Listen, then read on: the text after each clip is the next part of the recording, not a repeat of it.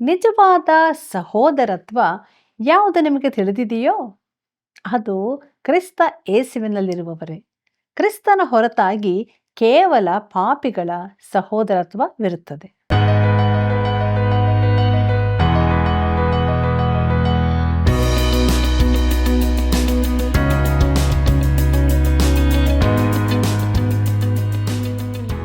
ಆತ್ಮೀಯ ಮಿತ್ರರೇ, ನೀವೆಲ್ಲರೂ ದೇವರ ವಾಕ್ಯ ಅಧ್ಯಯನದಲ್ಲಿ ಸಂತೋಷ ಪಡ್ತಾ ಇದ್ದೀರಿ ಎಂದು ನಾವು ನಂಬ್ತಾ ಇದ್ದೇವೆ. ಇಂದಿನ ಅಧ್ಯಯನಕ್ಕೆ ತುಂಬ ಹೃದಯದ ಸ್ವಾಗತ. ಪೌಲನ ಸೇವೆಯ ಸಹೋದರತ್ವದ ಮುಖ, ಕ್ರಿಸ್ತನ ನಿಜವಾದ ಸಾಕ್ಷಿಯ ಬಹುಮಾನ, ಪೌಲನ ಗೌರವ ಹಾಗೂ ಸಂತೋಷವು ಯಾರು ಎಂಬ ಅತಿ ಅಮೂಲ್ಯವಾದ ಸತ್ಯಗಳನ್ನು ತಿಳಿದುಕೊಳ್ಳಲು ನಮ್ಮ ಅಧ್ಯಯನವನ್ನು ಈಗ ಪ್ರಾರಂಭಿಸ್ತಾ ಇದ್ದೇವೆ. ಆತ್ಮೀಯ ವೀಕ್ಷಕರೇ, ನಿಮಗೆಲ್ಲರಿಗೂ ಪ್ರೀತಿಪೂರ್ವಕವಾದ ವಂದನೆಗಳು. ದೇವರ ಸಹಾಯವನ್ನು ಬೇಡಿಕೊಳ್ಳುತ್ತಾ ಇಂದಿನ ಸತ್ಯವೇದ ಅಧ್ಯಯನದಲ್ಲಿ ನಾವು ಮುಂದುವರಿಯುವ ಹಾಗೆ ಪೌಲನ ಸೇವೆಯ ಸಹೋದರತ್ವದ ಮುಖ ಎಂಬ ವಿಚಾರವನ್ನು ನೋಡೋಣ. ಪ್ರಿಯರೇ, ಸಭೆಯಲ್ಲಿನ ಭಾತೃತ್ವದ ಸೇವೆಯ ಮುಖವು ಕುಟುಂಬದಲ್ಲಿ ಪ್ರತಿಫಲಿಸುತ್ತದೆ. ಥೆಸಲೋನಿಕದವರಿಗೆ ಬರೆದ ಮೊದಲನೇ ಪತ್ರಿಕೆ 2ನೇ ಅಧ್ಯಾಯ 14ನೇ ವಚನವನ್ನು ಗಮನಿಸಿರಿ.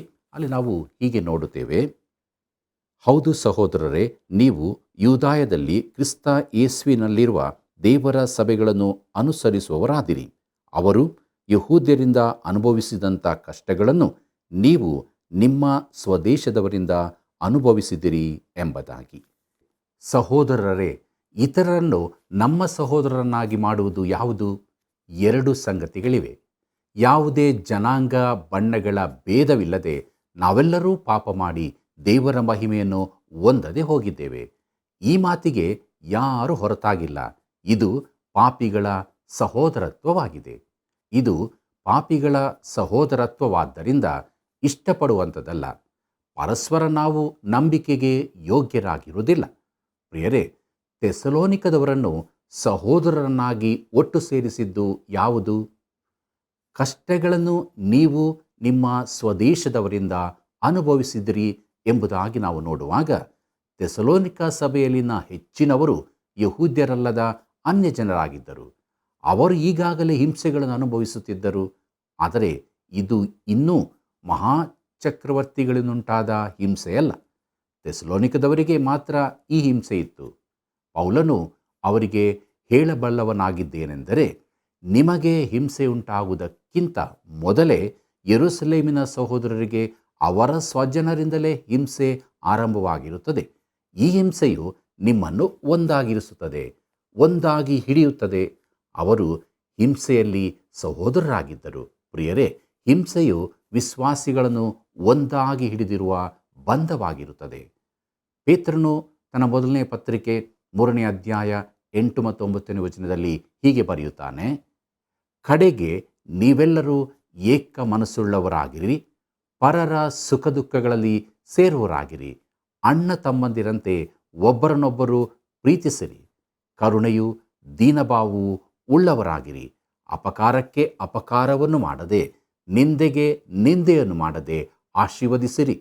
ಇದಕ್ಕಾಗಿ ದೇವರು ನಿಮ್ಮನ್ನು ಕರೆದನಲ್ಲ.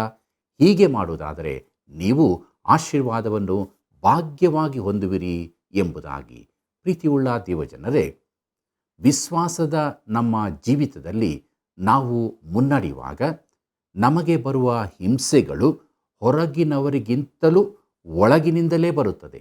ಅದು ನಮ್ಮ ಮನೆಯಲ್ಲಿರಬಹುದು, ಕುಟುಂಬದಲ್ಲಿರಬಹುದು, ಸಭೆಗಳಲ್ಲಿ ಇರಬಹುದು.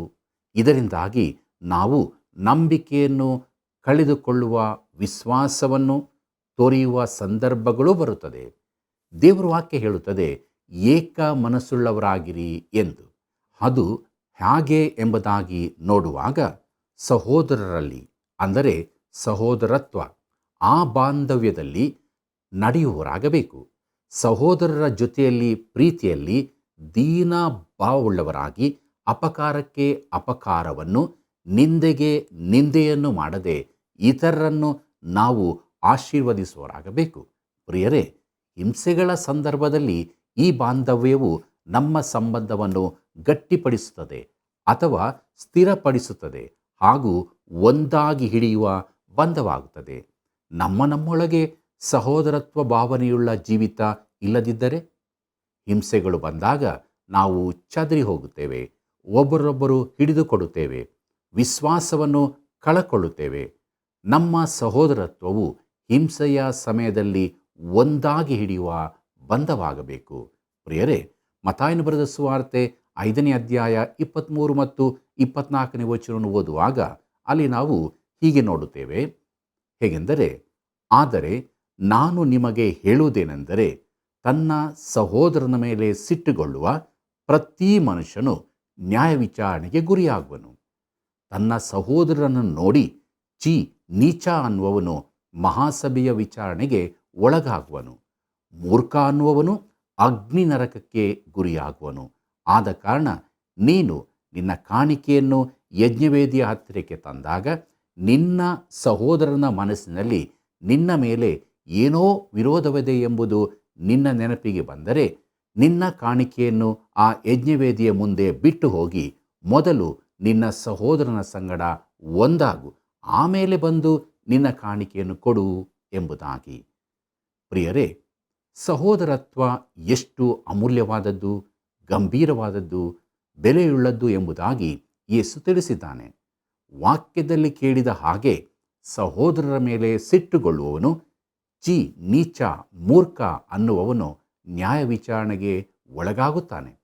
ಅದೇ ಸಮಯದಲ್ಲಿ ಸಹೋದರರೊಂದಿಗೆ ಅನ್ಯೋನ್ಯತೆ ಇಲ್ಲದಿದ್ದಲ್ಲಿ, ದ್ವೇಷಗಳು, ವಿರೋಧಗಳು ಇರುವುದಾದರೆ ಅಂಥವರು ದೇವರಿಗೆ ನೀಡುವ ಕಾಣಿಕೆಯು ಅದು ಆತನಿಗೆ ಅಸಹ್ಯವಾಗಿರುತ್ತದೆ. ಮೊದಲು ನಾವು ದೇವರೊಂದಿಗೆ ಹಾಗೂ ಸಹೋದರರೊಂದಿಗೆ ಸಮಾಧಾನವಾಗಬೇಕು, ಅನ್ಯೋನ್ಯತೆಯನ್ನು ಬೆಳೆಸಿಕೊಳ್ಳಬೇಕು. ಇದು ದೇವರು ಮೆಚ್ಚುವಂತಾದ ಪ್ರಿಯರೇ. ಆನಂತರ ನಾವು ಕಾಣಿಕೆ ಸಮರ್ಪಿಸಿದರೆ ಅದು ಆಶೀರ್ವಾದದಾಯಕವಾಗುತ್ತದೆ. ಈ ವಾಕ್ಯದಲ್ಲಿ ನಮ್ಮನ್ನು ನಾವು ಪರೀಕ್ಷಿಸಿಕೊಳ್ಳುವುದು ಎಷ್ಟೋ ಒಳ್ಳೆಯದು. ಯಾಕಂದರೆ ಒಂದಲ್ಲ ಒಂದು ರೀತಿಯಲ್ಲಿ ನಾವು ತಪ್ಪುವವರೇ ಆಗಿದ್ದೇವೆ. ಸಹೋದರತ್ವವು ಹಿಂಸೆಯಲ್ಲಿ ವಿಶ್ವಾಸಿಗಳನ್ನು ಬಿಗಿಯಾಗಿ ಹಿಡಿಯುವ ಬಂಧವಾಗಬೇಕು. ಆದರೆ ಸಹೋದರರಾದ ನಮ್ಮ ಮಧ್ಯದೊಳಗೆ ಏಕತೆ ಇಲ್ಲದಿದ್ದರೆ, ಪ್ರೀತಿ ವಿಶ್ವಾಸಗಳು ಕ್ಷಮಾಪಣೆಗಳು ಇಲ್ಲದಿರುವುದಾದರೆ ಸೈತಾನನು ಕಾರ್ಯ ಮಾಡುತ್ತಾನೆ.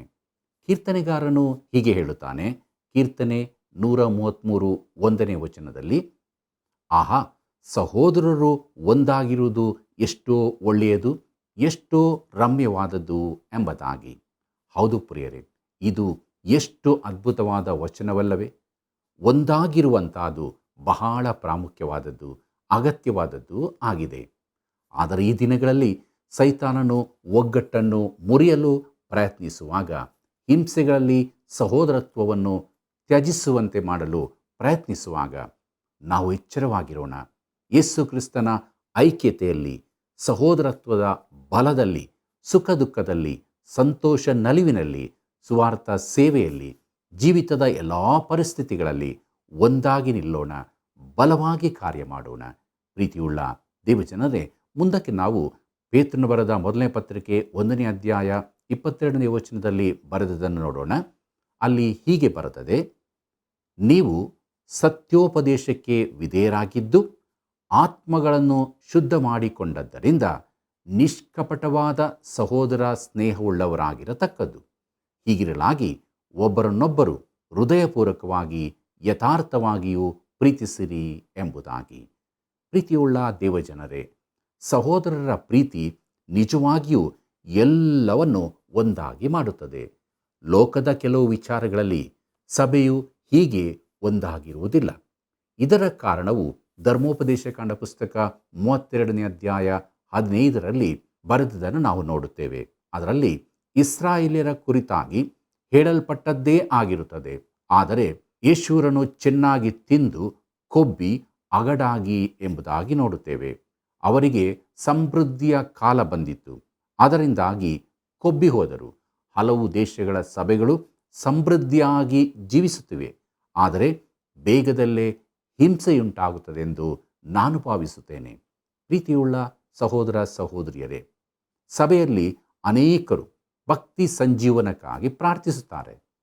ಅನೇಕ ಪ್ರಾರ್ಥನಾ ಗುಂಪುಗಳು ಕ್ರಮವಾಗಿ ಸೇರಿ ಬಂದು ಭಕ್ತಿ ಸಂಜೀವನಕ್ಕೋಸ್ಕರ ಪ್ರಾರ್ಥಿಸುತ್ತಿರುತ್ತಾರೆ. ಆದರೆ ಮತ್ತೆ ಭಕ್ತಿ ಸಂಜೀವನ ಉಂಟಾಗುವಂತೆ ಹಿಂಸೆ ಬರಲಿ ಎಂದು ಅವರ್ಯಾರೂ ಪ್ರಾರ್ಥಿಸುತ್ತಿಲ್ಲ. ಆದರೆ ಈಗಿನ ಪರಿಸ್ಥಿತಿಯಲ್ಲಿ ಭಕ್ತಿ ಸಂಜೀವನ ಉಂಟಾಗುತ್ತದೆಂದು ನಾನು ನೆನೆಸುವುದಿಲ್ಲ.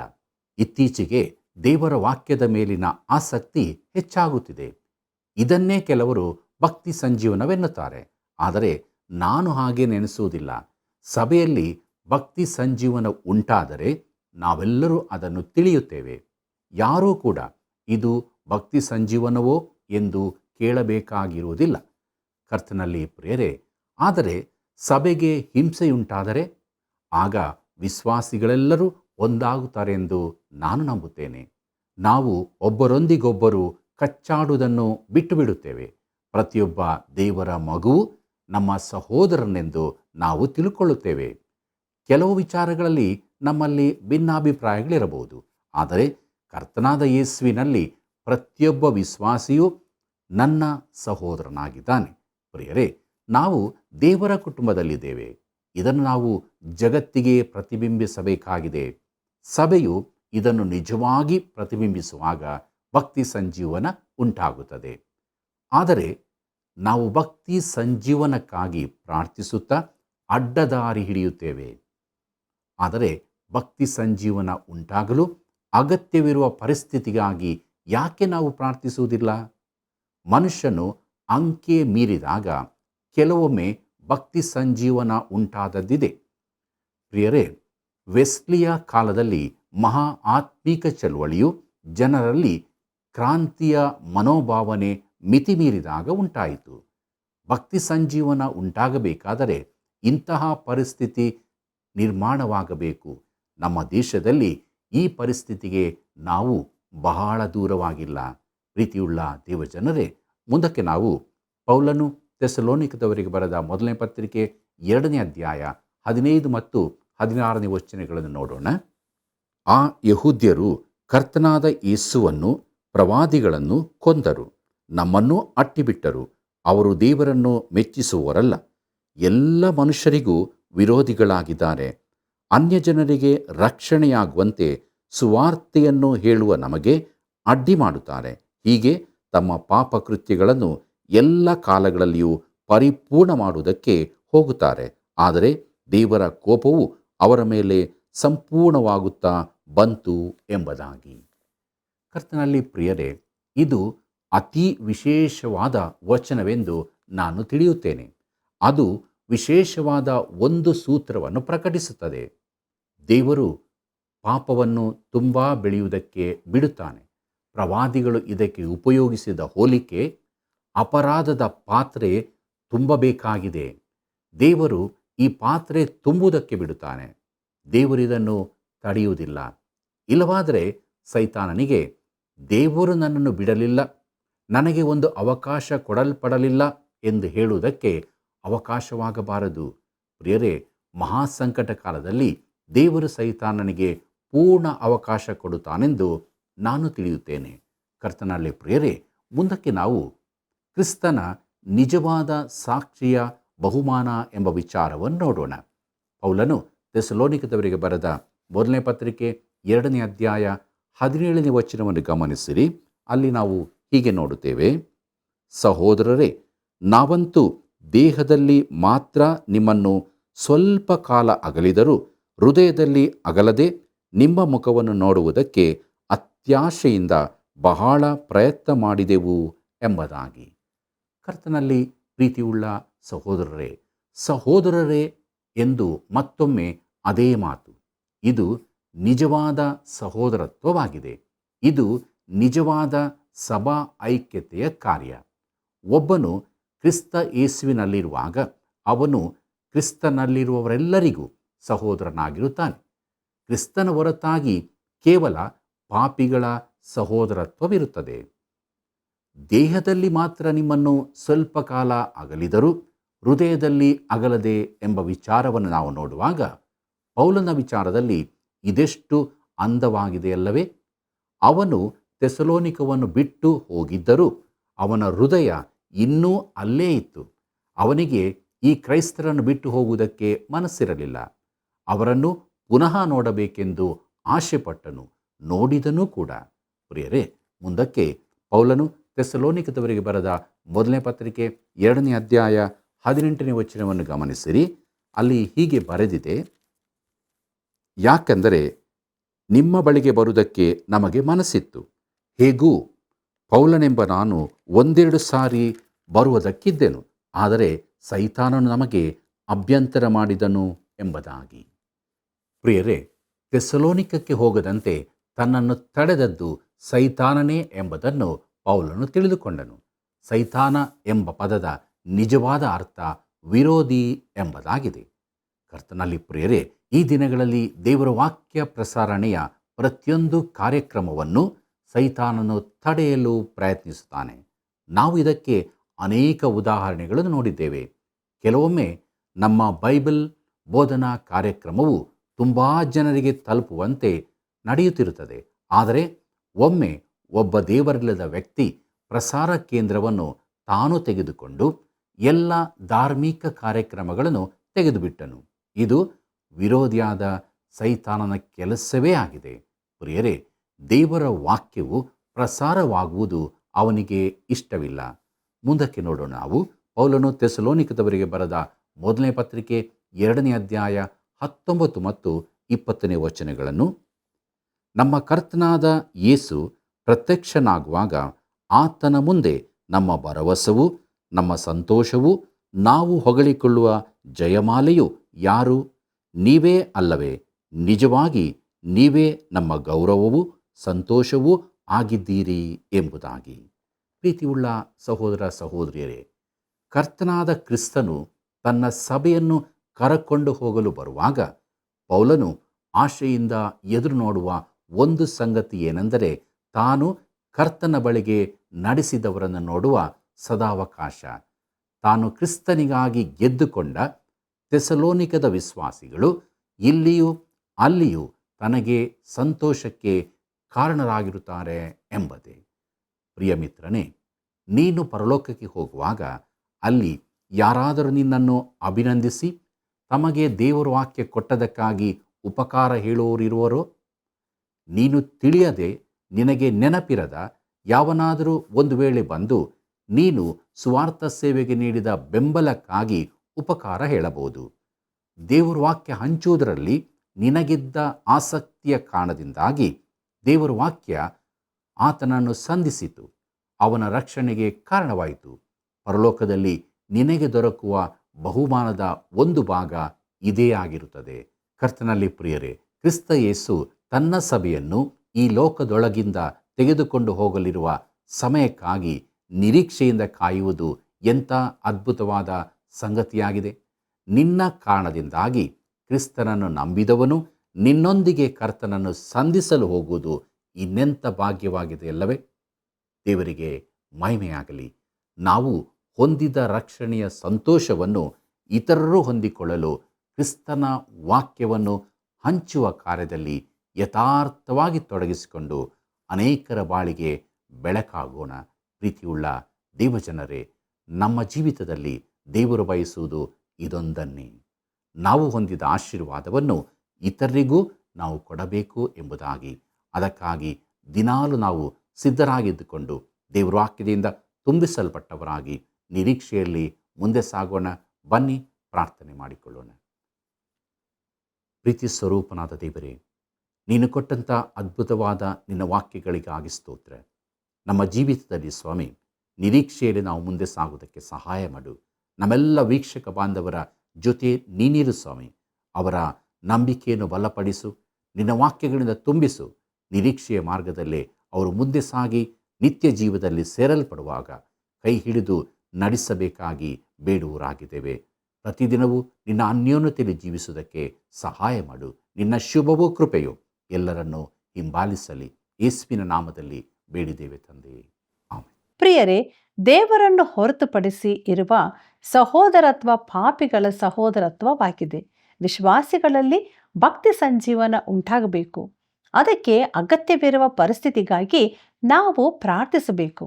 ಆದುದರಿಂದ ನಿಜವಾದ ವಿಶ್ವಾಸಿಗಳಾಗಿ ಜೀವಿಸಿ ನಮ್ಮ ಜೀವಿತದಲ್ಲಿ ಅನೇಕರಿಗೆ ದೇವರ ಪ್ರೀತಿಯನ್ನು ಸಾರೋಣ.